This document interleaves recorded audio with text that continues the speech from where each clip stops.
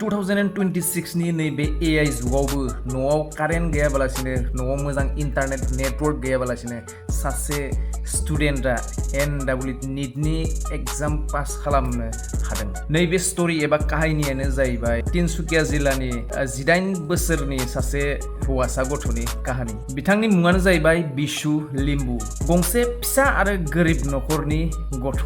बिफाया गावनि न'खरखौ सालायनो थाखाय मैगं थाइगं सब्जिनि बेफार खालामो आरो बिमाया हाजिरा खामला मावो। माब्लाबा साहा बागानफ्राव एकदम हाजिरा मावनानै न'खरखौ सालायो।